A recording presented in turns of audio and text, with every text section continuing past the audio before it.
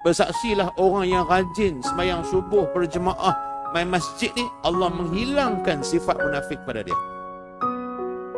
Lepas tu kita kena usaha macam mana pun. Tuan-tuan yang ada dalam masjid ni, yang duduk luar tengok TV, yang tengok kot live, kita nak kena cari masa juga masjid ni pi waktu subuh. Lelaki terutamanya.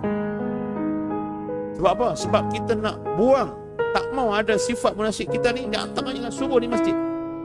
Sebab golongan-golongan munafik ni, dia boleh duduk dengan sahabat Nabi, dia duduk dengan Nabi, tapi dia tak boleh duduk pada waktu subuh. Pasal apa? Memang tanda-tanda orang munafik itu ialah dia susah nak jaga subuh. Itu tak ramai orang boleh main masjid begini. Tuan-tuan boleh kira. Orang bagi alasan kerja, tak apa, kita terima kerja. Tapi apa, masa apa waktu cuti tak ada orang juga. Sama kalau 4 sah tu tambah. Tapi bukan tak mau pergi Ustaz, tapi Ustaz kena faham. Ustaz tak apalah, Ustaz tak kerja macam kami berbulan jauh. Pak, okey. Takkanlah sampai sebulan tak ada satu hari cuti boleh luang masa untuk masjid. Kita sibuk-sibuk kita, anak-anak tak dan buat berjalan. Tapi cuti sekolah dan buat jalan. Dan pasal apa? Kita yang urus masa kita.